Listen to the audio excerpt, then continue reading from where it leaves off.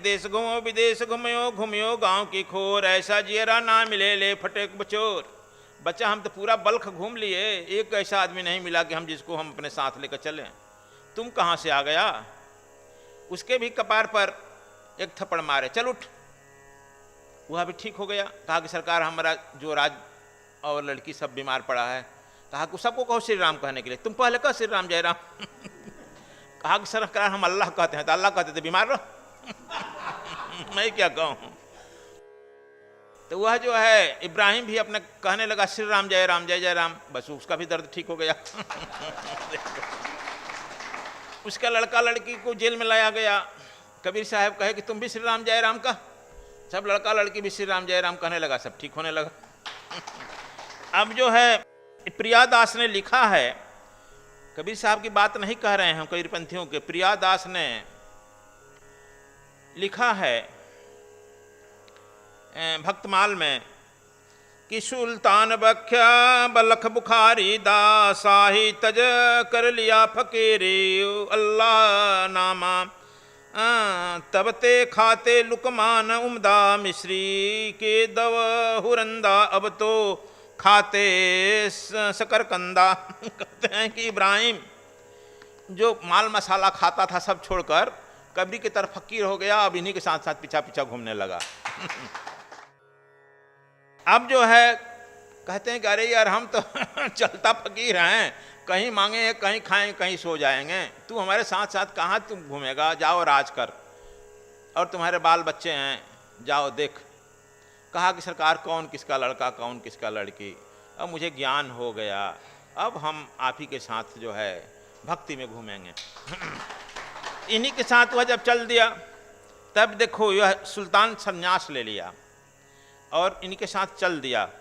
समझा, तुम लोग जो है प्रचार करने नहीं चलता है, कहते गुरु जी रहेंगे डुमरी में। देखो कबीर साहब यदि पूरे जगह नहीं अपने प्रचार करते तो इतना नहीं होता दुका। अब कबीर साहब जो है वहाँ से चल दिए समरकंद, इराक, ईरान, तुर्की आदि जगहों को उन्होंने चल दिया।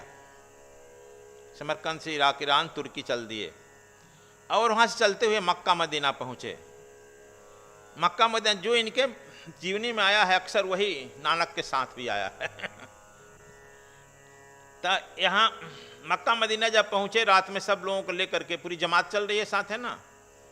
रात में पहुँचे, सो गए, हड़बड़ा सो गए लोग बिना खाए पिए।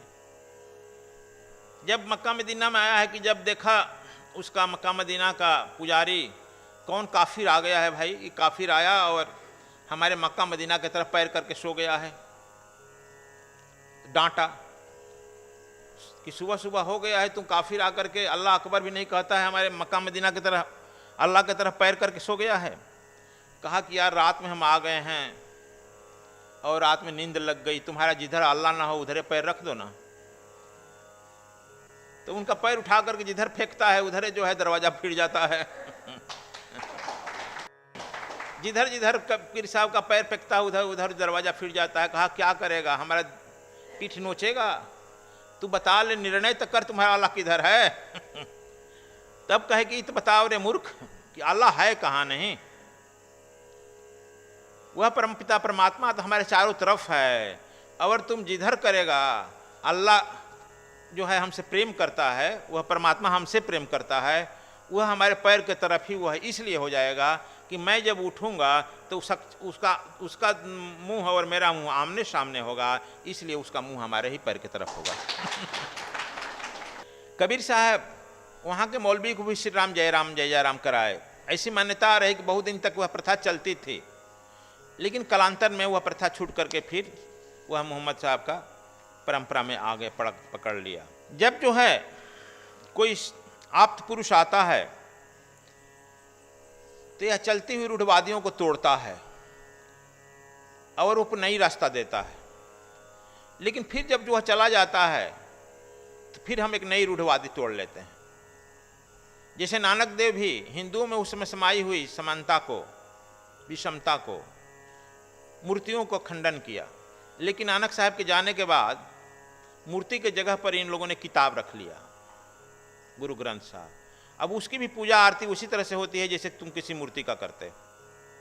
उनको भी सुलाते हैं लोग, है ना जी, सुलाते हैं लोग, भोग लगाते हैं, दातुअन करते हैं। कबीर साहब के यहाँ भी लोग कहे कि नहीं हम मूर्ति नहीं पूजा करेंगे, तब क्या कर दिए, कबीर साहब का एक फोटो रख दिया लोग, मूर्ति नहीं रखेंगे फोटो रख दिया। हर कबीर मंदिर में देखा है ना फोटो रखा गया है। और कुछ गुजरात वगैरह में, बड़ौदा वगैरह में तो कबीर साहब की पत्थर की मूर्ति भी बन गई, अब धीरे धीरे बन जाएगा। भगवान बुद्ध ने भी कहा कि हमारी कोई मूर्ति नहीं बनेगी। भगवान बुद्ध के जाने के बाद 500 वर्ष के बाद पीपल का वृक्ष बनाया गया, नहीं मूर्ति नहीं बनाएंगे, भगवान बुद्ध कहा है, पीपल का वृक्ष बना। ठीक उसके 500 वर्ष मैंने 1000 के बाद बुद्ध की मूर्तियां इतने बने लगी कि बुद्ध से बुत बना है, और मुसलमान लोग कहते हैं बुद्ध को तोड़ दो, ध्वंस करो, यह बुद्ध की मूर्ति से बुत बना है। और चारों ओर पहाड़ से लेकर के चारों तरफ बुद्ध की मूर्तियां इतनी फैल गई कि विश्व में किसी की मूर्ति ही नहीं है उतनी। यही हम लोग करते हैं। तुम कह रहे हो कि नहीं हम बनेगा, लेकिन हमारी दुकानदारी कैसे चलेगी, हम तो तुम ही पर चलने वाले हैं ना। इसलिए प्रत्येक कबीर साहब भी कहे कि हमारे बाद कोई पंथ नहीं चलेगा, संप्रदाय नहीं चलेगा, लेकिन श्रुति गोपाल दास ने उनके बाद कबीर पंथ चला दिया, है ना जी। सब लोग कहते हैं कि नहीं चलाने की, चलाते हैं। कहते हैं सूत को सूत से परमात्मा जुल्हा कपड़ा बुनता है, उसी तरह से तुम्हारे कर्मों और अकर्म के यह जो है तुम्हारा शरीर ग्रहण करते हो। 29 रमैनी में कहते हैं वज्रते तृण खिन होई, तृण ते वज्र करे पुन सोई, निझरु नीम जाने परिहरी, झूठा नाम सांच ले धरिया, रजगति त्रिविध किन्न प्रगासा, कर्म धर्म बुद्धि केर विनाशा, रवि के उदय तारा भौझेना, चर विहिर दोनों मैं लेना, विष के खाए विष ही जावे, गरुड़ जो सो भरत जावे, अलख जो लगी पलक में, पलक ही में डस जाए, विषहर मंत्र न माने तो गरुड़ का कहा। कहते हैं कि देखो वज्रते तृण हो, तृण से वह परम पुरुष जो है अपने इशारा मात्र से वज्र को भी तृण में बदल देता है, तृण को भी वज्र में बदल देता है। एक उपनिषद में कथा आई है कि प्रजापिता ब्रह्मा एक बार स्वर्ग में प्रकट हो गए। इंद्र ने वायुदेव को पूछा कि जाकर पूछो कौन है, who is that very gentleman, परिचय तो लो, बिना अपना आईडी तो उसका देखो कौन है, कैसे आ गया बिना परमिशन का, अब तो आईडी लेके चलता है ना। वायुदेव जाकर पूछे कि भाई अपना परिचय बताओ, कौन आ गया इस स्वर्ग में।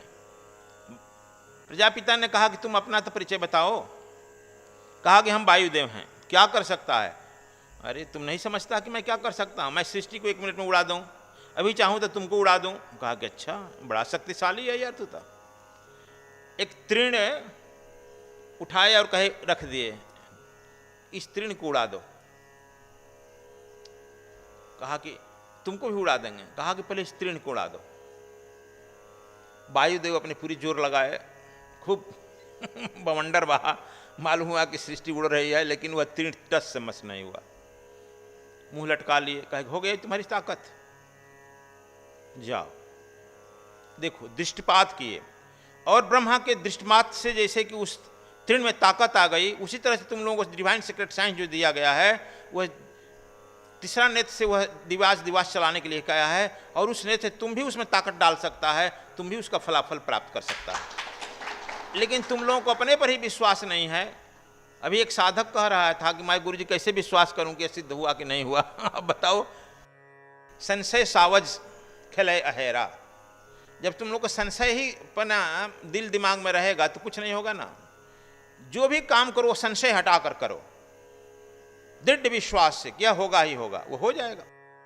लेकिन तुम आधा संशय से ग्रसित है, नहीं होगा तो नहीं होगा। परमात्मा तो कहता है कि जो जो मांगे ठाकुर सो दे, जो जो तू मांगता है वही देता है। तू कहता है कि नहीं हमारा लड़का झगड़ा करे, झगड़ा करने लगता नहीं कहता है कि नहीं करे तो नहीं करेगा। जो तुम कहता है वह होता है, लेकिन तुम्हारे कहने में, प्रार्थना करने में और करने में टाइम लगता है। समझा? यह हम प्रैक्टिकल देख रहे हैं, इसलिए हम इस पर ज़्यादा बोलते हैं। हम देखते हैं कि 14 से लेकर के 28 साल तक जो जो हम मांगे थे कल्पना में, कभी नौकरी तो मांगा नहीं, लेकिन जो मांगे थे सुख सुविधा साधन वह सब लगभग मुहैया हो रहा है, हो रहा है। अब मैं तर्क कर रहा हूं कि मांगा ही क्यों, अब पछतावा हो रहा है, इसलिए अब कहें कि अब नई मांग नहीं मैं करूंगा। तुम लोग फिर नई मांग हमसे करने लगता है। गुरुजी यह हुआ, जितना मांग करेगा बंधन में पड़ेगा बच्चा। आज जितना बंधन में पड़ेगा उतना जन्म होगा, चाहे तुमको जितना जनधन लेना पड़े। इसलिए कहा गया है कि जही विधि राखे राम तेही विधि रहिए। वो मांग से निवृत्त हो जाओ, कुछ भी मत मांगो, समझ गई? लेकिन मांग जारी रखेगा फिर बंधन आएगा। देखो चूंकि वह तुम्हारी ही सृष्टि है। अब लौट गए, फिर इंद्र ने भेजा अग्निदेव को कि तुम जाओ जरा पूछो यार। नहीं पूछा। अग्निदेव गए, फिर पूछे कि भाई आप परिचय नहीं बताए। कहा कि तुम अपना परिचय तो बताओ पहले। तो कहा कि हमको अग्निदेव। लोग कहते हैं क्या कर सकता है? अरे मैं तो सृष्टि को जला सकता हूँ। कहा सृष्टि को बना सकता है? नहीं, जला सकता हूँ। अच्छा, लेकिन जो बना ही नहीं सकता है जलाने का अधिकार क्या है? चल इस तृण को जला दे। उस तृण को फिर देखे ब्रह्मा आंख से, शक्ति पड़ा ना। अब वह अपनी पूरी जोर लगाया, दवाग्नि खोल दिया, वह तृण जला नहीं। वो मुंह लटका के चले गए। तब इंद्र ने वरुण देवता को भेजा। वरुण देवता से पूछे कि भाई तुम अपना परिचय क्यों नहीं बता रहा? सब देव लोग आ रहे हैं जा रहे हैं। कहा कि तुम तो अपना परिचय बताओ। कहा कि मैं वरुण देव। क्या कर सकता है? मैं क्षण भर में इतना बारिश कर दूंगा कि सृष्टि में प्रलय आ जाएगी। कि अच्छा, सब सृष्टि को बहा दूंगा। कहा कि तृण को बहा दे। वरुण देव जो है पूरी ताकत लगा दिए, तृण वहां उनके जल से टस मस नहीं हुआ, वही मुंह लटका के चल दिए। अब लास्ट में इंद्रदेव स्वयं आए। जब इंद्रदेव स्वयं आए लास्ट में, तो पूछा कि भाई, उनसे भी पूछा कौन है। ये भी प्रश्न उल्टा पूछे कि तुम कौन हो। इन्होंने कहा कि हम इंद्र हैं, हमारे पास वज्र है, वज्र से प्रहार करके सृष्टि को ध्वस्त कर दूंगा। कहा कि लो इस तृण को प्रहार कर। वज्र तृण पर चला है, तृण पर कुछ हुआ ही नहीं। कहा कि हो गई तुम्हारी ताकत। सबों को जो है वो ताकत को, अहंकार को देवलोक के ध्वस्त करके क्षण भर में प्रजापिता ब्रह्मा अंतर्ध्यान हो गए। हमारे अंदर, ये कहने का मतलब कि हमारे अंदर भी इसी तरह के विभिन्न प्रकार के अहंकार पैदा होते हैं। जब अहंकार पैदा होते हैं, समय के सदगुरु का काम यही होता है कि तुम्हारे अहंकार को इसी के तरह ध्वस्त करते जाए। लेकिन जब तुम्हारे अहंकार पर चोट करता है तब चिल्लाने लगता है, गुरु जी अब इतना मार रहे हैं, इतना चोट करेंगे। अभी हम लोग परिवार में पहले 15-15, 20-20 अक्सर सदस्य रहते थे। अब कहीं एक ही घर में रह जाते थे। एक दलान बनती थी, जिस दलान में 15-20 लोग एक लाइन से सो जाते थे और उनको कहीं झगड़ा नहीं होती थी। खाना भी प्रेम से खा लेते थे। एक आदमी कमाता था, सबका खर्च चल जाता था। अभी तो हम दिल्ली में देख रहे हैं कि पति कमा रहा है, हाँ कितना, 1 लाख। पत्नी क्या कर रही है? तू भी कमा रही है, कितना कमा रही है? चुप लगाया था। अभी हम आए थे ना बम्बई से, वो सब पूछे पत्नी कमाने में, बोली नहीं कितना कमा रही है, बोलो। गुरुजी क्या बोले, वो तो 1.5 लाख कमाती है। तू दुखी हो गया? 1.5 लाख। अच्छा, बाप भी कमा रहा था? हाँ। क्या कमा रहा है? बाप भी 50-60 हज़ार कमा रहा है। माँ भी कमा रही है? तो हाँ वो भी कमा रही है। हमने तब क्या दुख है? बस दुख ही है गुरुजी। हम न खाने को समय पर मिलता है, न घर में एक दूसरे से कोई बात करता है, कोई प्रेम नहीं। तो हम कहें कि पैसा सब जो कमाता है वो सब दे दो हमको। अब तुम बिना पैसा के ठीक रहो, घर पर प्रेम रहेगा। तो देखो, जितना हम लोग सुख सुविधा कह चाहते हैं उतना ही दुख आ गया। देख लिया, सब कमा रहा है, उतना ही दुख बढ़ रहा है। हमारे आश्रम में कोई नहीं कमा रहा है, देख रहा है ना। और आश्रम में 10-20-50 आदमी रह ही रहा है। सबका भोजन प्रेम से चल रहा है। इस आश्रम में न कोई एक परिवार का है, न एक जाति का है, न एक स्टेट का है। इसके बाद भी सब लोग रह रहा है, सबका भोजन परमात्मा दे रहा है। यहां पर रोज 400-500 हज़ार आदमी का भोजन चल रहा था दोनों टाइम, वो फलाहार चल रहा था। 15-20 रुपया, भले 15-20 रुपया आटा का नाम है, गेहूं की रोटी का आटा नहीं चल रहा था, 100-150 रुपया किलो कुट्टू के आटा का चल रहा था। और हम पूछने भी नहीं गए क्या खा रहा है नहीं खा रहा है, हम यहाँ पे सुन रहे थे कि हाँ हाँ, हमारा तो चूंकि वही छोटा मोटा चलता है। लेकिन हमारा कहने को हर आश्रम में आजकल चल रहा है, दिल्ली में भी चल रहा है, सबका भोजन चल ही रहा है ना, किसके भरोसे चल रहा है? शैल कहेगी गुरु जी हम पैसा दिए हमारे भरोसे ना कहेगी तुम, हम लोग तो किसी कोई देता है तो उसका नाम भी नहीं लेते हैं, हम जानते हैं कि तुम्हारे भरोसे नहीं चल रहा है। वह एक ओंकार सतनाम वह तुमको कहीं नहीं कहीं थप्पड़ मारता है, जाओ वहां दे आओ गुरु जी के, बैठा है यहाँ तो तुम वहां से दौड़े दौड़े आता है दे आने के लिए। समझ गया? चंदा मांगने कहीं गया है महात्मा जनेश्वर जी? देखो चंदा मांगने भी नहीं गया, देने वाले लोग आ गए अपने चल कर आ गया, जगह जगह से चल कर आ गया कि लीजिए गुरु जी लीजिए। देखो तो उस एक को साधो, उस एक परमात्मा को पहचो। आजकल हम लोग पैसा कमा करके पागल हो रहे हैं। विदेशों में जानते हैं तुम लोग, शादी होने के पहले लड़का या लड़की से इंटरव्यू लेते हैं, कितना बार तुम्हारा मनोचिकित्सक से दिखा चुके हो, मनोचिकित्सक से, साइकोलॉजिस्ट से। जो व्यक्ति साल में 5 बार 6 बार दिखाता है साइकोलॉजिस्ट से, और एक बार दिखाने का कम से कम 10,000 20,000 पे करता है एक बार दिखाने का, तो कहाँ कहाँ यह जो है खानदानी आदमी है और इसे शादी किया जा सकता है। यहाँ तो हम लोग आज तक अब मरने के कगार, बाप भी मर गया, हम भी मरने के कगार पे हैं, एक बार साइकोलॉजिस्ट का मुँह नहीं देखे